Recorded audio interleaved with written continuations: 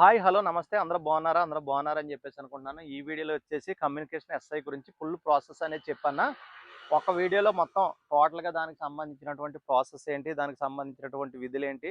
ఏ ఏ డ్యూటీలు చేస్తారో దానికి సంబంధించినటువంటి ఏ పేపర్స్ ఉంటాయి ఒకసారి చెప్పన్నా అని చెప్పేసి మనల్ని అయితే అడగడం జరిగింది. సో, ఈరోజు దానికి సంబంధించినటువంటి ఒక ఫుల్ కంప్లీట్ వీడియో అందించడానికి నేనైతే ప్రయత్నం చేస్తాను ఫ్రెండ్స్. మీరు చేయవలసిందల్లా మన ఛానల్‌ని ఫాలో చేయండి, సబ్స్క్రైబ్ చేయండి, లైక్ చేయండి. లేట్ చేయకుండా వీడియోలోకి అయితే వెళ్ళిపోదాం అనమాట. ఐటీ అండ్ కమ్యూనికేషన్ ఎస్ఐ అంటామంట అది. IT and communication sub inspector అని చెప్పేసి అనొచ్చు అనమాట. Post name sub inspector of police. ఈ పోస్ట్ నేమ్ ఏమని పిలుస్తారంటే సబ్ ఇన్స్పెక్టర్ ఆఫ్ పోలీసు. దీంట్లో information technology, communication, men and women's అనమాట. ఏజ్ వచ్చేసి జనరల్గా వచ్చేసి ఏజ్ వచ్చేసి 21 to 25 ఇయర్స్ అనమాట. 21 to 25 ఇయర్స్. టోటల్‌గా ఏజ్ వచ్చేసి అయితే 2 టైమ్స్ అయితే పెంచారు. దీంట్లోకి వచ్చేసి ప్రస్తుతానికి అయితే 27 ఇయర్స్ అని చెప్పేసి చూపించడం జరుగుతుంది. ఈ ఫుల్ డీటెయిల్స్ అనేవి నోటిఫికేషన్ వచ్చిన తర్వాత ఏజ్‌కి సంబంధించిన ఫుల్ డీటెయిల్స్ అనేవి ఇవ్వడం జరుగుతుంది అనమాట. ఇంకా ఎస్సీ, ఎస్టీ, బీసీ, ఈడబ్ల్యూఎస్ అభ్యర్థులు ఎవరైతే ఉన్నారో ఈ ఎస్సీ, ఎస్టీ, ఈడబ్ల్యూఎస్ అభ్యర్థులకు ఒక 5 ఇయర్స్ ఏజ్ రిలాక్సేషన్ అనేది ఇవ్వడం జరుగుతుంది అనమాట. ఏజ్ రిలాక్సేషన్ సంబంధించి 5 ఇయర్స్. ఎక్స్ సర్వీస్ మెన్స్ ఉంటారు కదా! ఈ ఎక్స్ సర్వీస్ మెన్స్ ఎవరైతే ఉన్నారో వీళ్ళకి 3 ఇయర్స్ ఏజ్ రిలాక్సేషన్ అనేది ఇస్తారండి. ఎక్స్ సర్వీస్ మెన్‌కి సంబంధించి ఒక 3 ఇయర్స్ ఏజ్ రిలాక్సేషన్ అనేది ఇవ్వడం జరుగుతుందనమాట. Ex service men. NCC instructors NCC instructors ఎవరైతే ఉన్నారో వాళ్ళకి 3 ఇయర్స్ ఏజ్ రిలాక్సేషన్ అనేది ఇచ్చారన్నమాట. ఏపీ పోలీస్‌లో డిపార్ట్మెంట్‌లో చేస్తున్న వాళ్ళకి 5 ఇయర్స్ ఏజ్ రిలాక్సేషన్ అనేది ఉంటదనమాట. ఆల్రెడీ పోలీస్ వ్యవస్థలో ఉండి డ్యూటీ చేస్తున్న వాళ్ళకి ఒక 5 ఇయర్స్ ఇస్తారు. అదేవిధంగా ఎక్స్ సర్వీస్ మెన్స్‌కి 3 ఇయర్స్ ఇస్తారు. ఎస్సీ, ఎస్టీ, బీసీ, ఈడబ్ల్యూఎస్ అభ్యర్థులకు ఒక 5 ఇయర్స్ అనేది ఇస్తారన్నమాట. ఇది మినిమం ఎడ్యుకేషనల్ క్వాలిఫికేషన్ వచ్చేసి ఇది టెక్నికల్‌కి సంబంధించింది కాబట్టి టెక్నికల్ క్వాలిఫికేషన్స్ అనేవి ఉన్నవి. అందులో డిప్లొమా, బీటెక్ ఇన్ ఈఈఈ, ఈ ఈఈఎఫ్, ఈసీఈ ఆర్ సిఎస్ఈ, ఐటీ ఇలాగ ఇచ్చారన్నమాట. సెలక్షన్ ప్రాసెస్ వచ్చేసి 4 దశల్లో ఉంటుందంటండి. ఇది మొదటి దశలో పిఎంటీ ఫిజికల్ మెజర్మెంట్ టెస్ట్ ఉంటుంది. తర్వాత పిఈటీ ఫిజికల్ ఎఫిషియన్సీ టెస్ట్ ఉంటుంది అనమాట. ఫైనల్గా రిటన్ ఎగ్జామ్ అనేది ఉండడం జరుగుతుంది. మెడికల్ టెస్ట్ డాక్యుమెంట్ వెరిఫికేషన్ అనేది ఉంటుంది. ఓకే.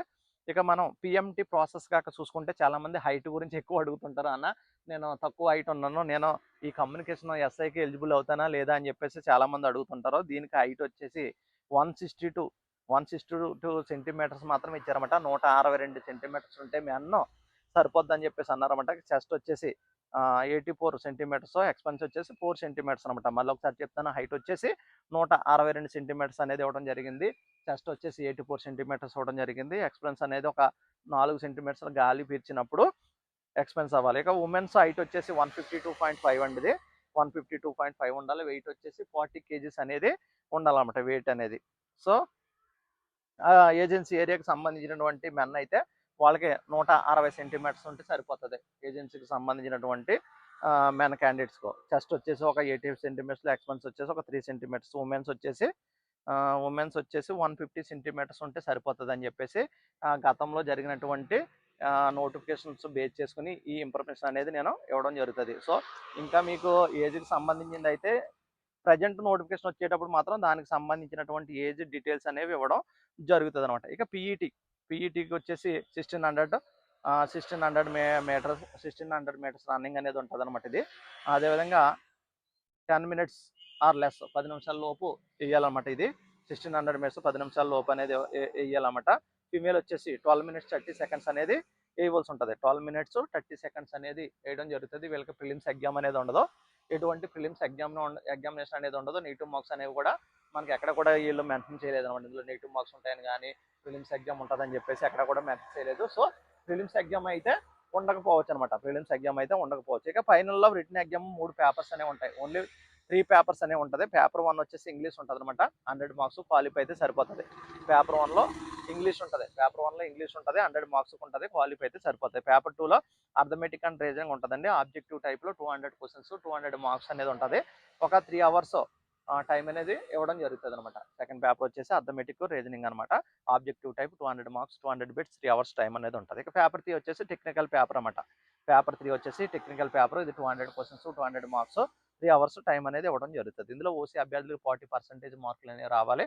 అదేవిధంగా బీసీ అభ్యర్థులకు 35% అనేది రావాలి. ఎస్సీ ఎస్టీ అభ్యర్థులకి అయితే ఒక 30% వస్తే సరిపోతుంది. ఏదైతే ఫైనల్ పేపర్ 2 2, 3 పేపర్స్ ఉన్నాయో దాంట్లో వచ్చినటువంటి మార్కుల ఆధారంగా ఈ ఉద్యోగాన్ని కేటాయించడం జరుగుతుందన్నమాట. ఈ ఉద్యోగాన్ని కేటాయించడం జరుగుతుందన్నమాట. సిలబస్ వచ్చేసి ఇంగ్లీష్ వచ్చేసి క్వశ్చన్స్ ఆన్ షార్ట్ ఎస్సే అని చెప్పేసి, కాంప్రిహెన్షన్స్ అని చెప్పేసి, కాంప్రిహెన్షన్ రైటింగ్ అనేది, రిపోర్ట్ రైటింగ్ అని చెప్పేసి, పారాగ్రాఫ్ రైటింగ్ అని చెప్పేసి, అదేవిధంగా translations from English to Telugu, ఇటువంటి క్వశ్చన్స్ ఇంగ్లీష్ నుంచి అడుగుతారు. ఇంకా అర్థమెటిక్ రీజనింగ్ వచ్చేసి నెంబర్ సిస్టమ్ కానీ, సింపుల్ ఇంట్రెస్ట్ కానీ, కాంపౌండ్ ఇంట్రెస్ట్ కానీ, రేషియోస్ కానీ,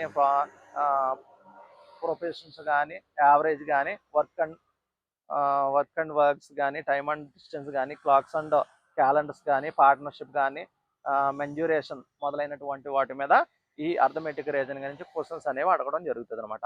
ఇక రీజనింగ్ వచ్చేసి వెర్బల్ అండ్ నాన్ వెర్బల్ అనమాట. అదేవిధంగా similarities and differences, special visualisations అని చెప్పేసి అదొకటి ఇచ్చాడు. స్పెక్టికల్ ప్రాబ్లమ్ సాల్వింగ్ ఇటువంటి వాటి మీద ఎగ్జామ్, రీజనింగ్ నుంచి ఎగ్జామ్ అనేది ఉంటుంది అనమాట. ఇంకా అనాలిసిస్ కానీ, జడ్జిమెంట్ కానీ, డిసిజన్ మేకింగ్ కానీ, విజువల్ మెమరీ మొదలైనటువంటి వాటి మీద ఈ రీజనింగ్ సంబంధించిన దాని మీద ఇస్తారన్నమాట. ఇంకా పేపర్ 3కి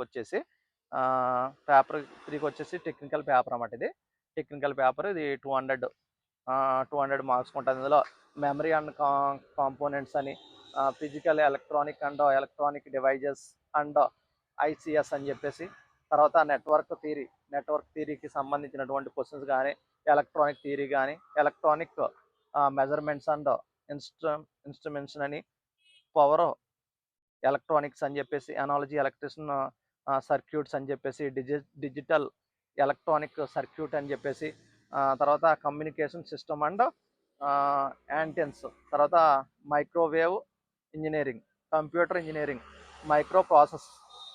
మైక్రోప్రాసెసర్స్, television and engineering, radios and landing systems, అదేవిధంగా కంట్రోల్ సిస్టమ్స్, టెలిఫోన్ సిస్టమ్, దీని మీద ఈ 4th పేపర్ ఏదైతే ఉందో ఈ 4th పేపర్ మీద ఇవ్వడం జరుగుతుంది అనమాట. ఈ విధంగా 4 పేపర్స్ అనేవి ఉంటుంది. తర్వాత మెడికల్ టెస్ట్ ఉంటాయి. మెడికల్లో ఎవరికైతే మెరిట్ వచ్చిన వాళ్ళకి మెడికల్ చేస్తారు. మెడికల్లో హై టెస్ట్ చూస్తారు, అదేవిధంగా హియర్ టెస్ట్, టీత్ చూస్తారు, హార్ట్కి సంబంధించింది, ఇంకా ఫ్లాట్ ఫుట్కి సంబంధించింది, ఇవన్నీ కూడా చూడటం జరుగుతుంది. ఏమన్నా దీర్ఘకాలిక వ్యాధులు ఉన్నాయా, మెంటల్గా ఫిజికల్గా ఫిట్గా ఉన్నారా లేదా, ఇవన్నీ చూసిన తర్వాత మెడికల్ అయిపోయిన తర్వాత ట్రైనింగ్ అనేది ఉంటుంది అనమాట. మెడికల్ అయిపోయిన తర్వాత ఈ టెక్నికల్ విభాగంలో ట్రైనింగ్ అనేది ఉంటుంది. దాని తర్వాత మీకు శాలరీ అడుగుతారు. శాలరీ కూడా same civil SI, ARSI, APSP, ఆర్ఎస్ఐలు ఎలా ఉంటుందో వీళ్ళు కూడా సేమ్ అటువంటి శాలరీ ఇవ్వడం జరుగుతుంది అనమాట. ఇందులో ప్రమోషన్స్ కూడా ఎస్ఐ నుంచి సిఐ నుంచి ఆ విధంగా సేమ్ ప్రమోషన్స్ అనేవి ఉండడం జరుగుతుంది అనమాట. ఇంకా వీళ్ళకి సంబంధించినటువంటి డ్యూటీస్ ఎక్కడ చేస్తారు, మెయిన్లీ డ్యూటీస్ ఎక్కడ చేస్తారంటే వీళ్ళు ఈ డ్యూటీస్ అనేది చాలా బాగుంటుందండి. ఎందుకంటే ఇది కమ్యూనికేషన్ సిస్టమ్కి సంబంధించింది కానీ, వీళ్ళకి డే బై డే డ్యూటీ కానీ, షిఫ్ట్ వైజ్ డ్యూటీస్ కానీ, 8 hours లేదా 12 hours డ్యూటీస్ కానీ, ఈ విధంగా డ్యూటీస్ అయితే ఉండడం జరుగుతుంది అనమాట. డ్యూటీస్ అనేవి ఎక్కడ ఉంటాయంటే మనకి ఏదైతే డిస్ట్రిక్ట్ హెడ్ క్వార్టర్స్ ఉంటాయో డిస్ట్రిక్ట్ హెడ్ క్వార్టర్స్లో కానీ, అదేవిధంగా రేడియో స్టేషన్స్ కానీ, విఐపికి సంబంధించినటువంటి చోట్ల కానీ, సీఎం బందోబస్తు అటువంటి చోట్ల మొత్తం ఈ కమ్యూనికేషన్కి సంబంధించినటువంటి సెట్స్ ఏవైతే ఉన్నాయో ఈ సెట్స్ దగ్గర ఇవి మొత్తం ఆల్రెడీ నేను దానికి సంబంధించినటువంటి వీడియో ఆల్రెడీ ముందు కూడా చెప్పాను అనమాట. ఒకసారి వీళ్ళు కమ్యూనికేషన్ ఎస్ఐస్ ఏ డ్యూటీ చేస్తారని చెప్పేసి గతంలో కూడా నేను దానికి సంబంధించినటువంటి ఇన్ఫర్మేషన్ ఇవ్వడం జరిగింది. సో కమ్యూనికేషన్కి సంబంధించి వీళ్ళు మొత్తం ఇది రేడియోస్ కానీ దానికి సంబంధించిన మొత్తం అనమాట ఏదైతే కమ్యూనికేషన్ సెట్స్ ఉంటాయో ఆ సెట్స్ని రిపీటర్స్ అంటారు. ఆ రిపీటర్స్ మొత్తం డ్యూటీస్ అనేవి చేయడం జరుగుద్ది అనమాట. ఈ విధంగా వీళ్ళు దానికి సంబంధించినటువంటి డ్యూటీస్ అన్నీ చేస్తారండి. ఇది కమ్యూనికేషన్ ఎస్ఐకి సంబంధించినటువంటి వీడియో. అనమాట. వాళ్ళ దగ్గర ఉన్నటువంటి స్టాఫ్ ఎవరైతే కానిస్టేబుల్స్ ఉంటారో వాళ్ళ దగ్గర హెడ్ కానిస్టేబుల్, ఏఎస్ఐ ఎవరైతే ఉన్నారో వాళ్ళందరికీ డ్యూటీలు కేటాయించడం, అవన్నీ కూడా సెట్స్ అన్ని విఐపి కాన్వాయ్కి సంబంధించి విఐపి కాన్వాయ్ వెళ్తుంటే సెట్స్ ఉంటాయి. ఆ సెట్స్కి సంబంధించిన డ్యూటీలు ఇలా మొత్తం దానికి సంబంధించినటువంటి ఫుల్ డ్యూటీస్ అనేవి చేయడం జరుగుతుంది. ఫ్యామిలీ వెల్ఫేర్ ఉంటుంది, వర్క్ ప్రెజర్ అనేది ఏమి ఉండదు. ఇంకా ఏదైనా హై స్టడీస్ చేసుకోవాలనుకుంటే అటువంటిది ఉంటుంది అనమాట. లీవ్స్ ఉంటాయి. అందరిలాగా లీవ్స్ ఉంటాయి, సరైన లీవ్స్ ఉంటాయి. బేసిక్ వచ్చేసి 44,570 రూపాయల నుంచి 1,27,480 రూపాయలు ఉంటుంది అనమాట. వీళ్ళకి దగ్గరగా చేతికి వచ్చేటువంటి అమౌంట్ చూసుకుంటే ఒక 60 నుంచి 65,000 వరకు చేతికి వస్తుంది. మంచి డ్యూటీ అనమాట. డే బై డ్యూటీ ఉండొచ్చు, లేదా షిఫ్ట్ వైజ్ డ్యూటీస్ ఉండొచ్చు.